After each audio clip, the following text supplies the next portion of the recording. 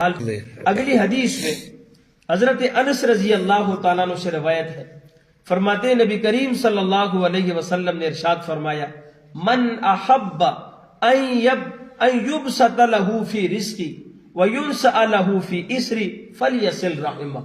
حضور علیہ الصلوۃ والسلام نے فرمایا، جو آدمی یہ چاہے کہ اس کے رزق میں وسعت ہو، اس کے رزق میں کشادگی ہو اور اس کی زندگی بھی لمبی ہو، اس کی عمر میں بھی برکت ہو، اس کو چاہیے فلیصل رحمہ کہ وہ رشتہ داروں کے ساتھ صلہ رحمی کرے۔ صلہ رحمی کس کو کہتے ہیں؟ جو ہمارے ساتھ تعلقات توڑے، ہم ان کے ساتھ تعلقات کو جوڑیں۔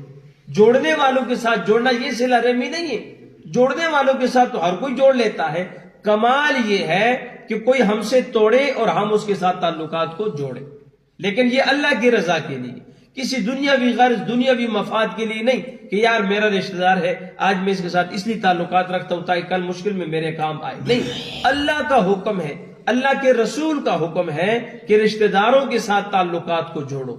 کوئی اپنے ذاتی فائدے کے لیے، دنیاوی مفاد کے لیے ہم یہ کام نہ کریں، بلکہ اللہ اور اس کے رسول کا حکم سمجھ کر ہم رشتہ داروں کے ساتھ تعلقات کو جوڑیں۔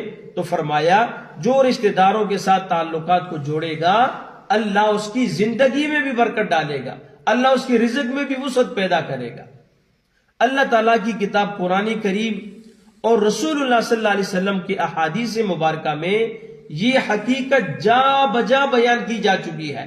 جا بجا اس بات کا ذکر ہے کہ بعض نیک اعمال کے صلے میں، بعض نیک اعمال کے بدلے میں اللہ تعالیٰ دنیا میں بھی انسان کو برکتوں سے نوازتا ہے۔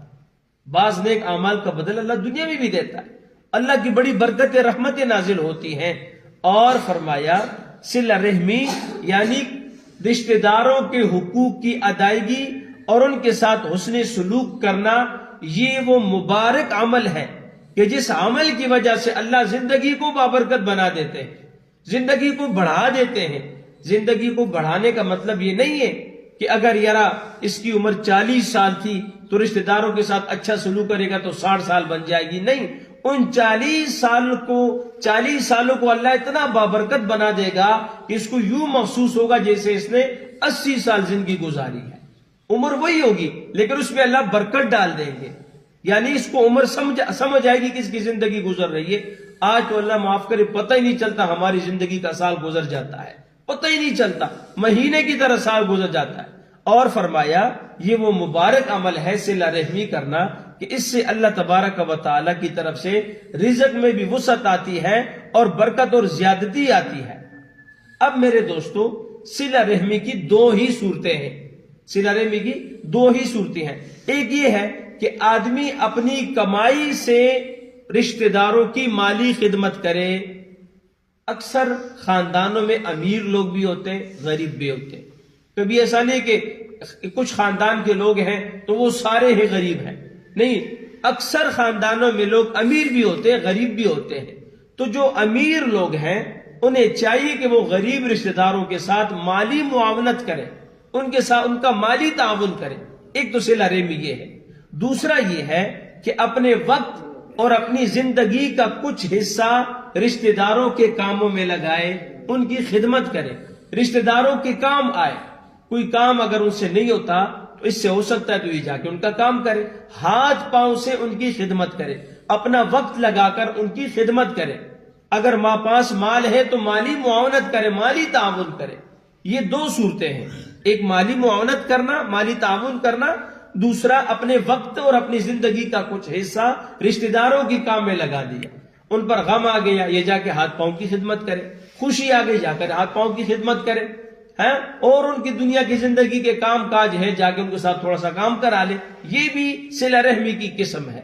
تو جو آدمی رشتہ داروں کے ساتھ تعلقات کو جوڑے گا، دنیا میں اللہ تبارک و تعالیٰ اس کی زندگی میں بھی برکت عطا فرمائیں گے، اللہ تعالیٰ اس کے رزق کو بھی کشادہ فرمائیں گے۔ آج یہ جو ہمیں پریشانیاں نظر آتی ہے نا، اکثر خاندانی جھگڑے ہیں، گھریلو الجھنیں ہیں، خاندان تو دور کی بات ہے، تو گھر کی چار دیواری کے اندر پریشانیاں بنی ہوئی ہیں، گھر کے اندر پریشانیاں بنی ہوئی ہیں۔ ان سب کی وجہ میرے دوستو یہی ہے کہ ہم اہل قرابت کے حقوق ادا نہیں کر رہے. آج ہماری نیت رشتہ داروں کے لیے خراب ہے. آج تو اللہ معاف کرے سگے بھائیوں کی نیت ایک دوسرے کے لیے خراب ہے. اور یہی باتیں انسان کو اندر سے جو ہے نا انسان کو اندر سے پریشان کرتی ہیں. دل مطمئن نہیں ہوتا, دل پریشان رہتا ہے, انسان کے اندر گھٹن رہتی ہے اور اندر ہی اندر کڑن اور گھٹن انسان کے اندر داخل ہوتی ہے اور پھر انسان جو ہے نا پریشانیوں کا ٹینشنوں کا شکار ہو جاتا ہے. ذہنی طور پر انسان مطمئن نہیں ہوتا. اور اس کے مقابلے میں جو لوگ دیندار ہیں, دین کو سمجھنے والے ہیں, عزیز و اقارب کے ساتھ اچھا سلوک کرتے ہیں, ان کے ساتھ تعلقات جوڑے ہوئے ہیں, ان کی زندگی انتہائی اطمینان کن ہوتی ہے اور خوشیوں سے بھری ہوتی ہے. تو بہرحال آج کی ان حدیث کا خلاصہ یہ ہے کہ ہم اگر چاہیں کہ اللہ ہمیں اپنی رحمتوں سے اپنی برکتوں سے نوازے, اللہ ہمیں اپنی رحمت کے ساتھ جوڑے, تو اس کے لیے ہمیں رشتہ داروں کے ساتھ تعلقات کو جوڑنا ہوگا.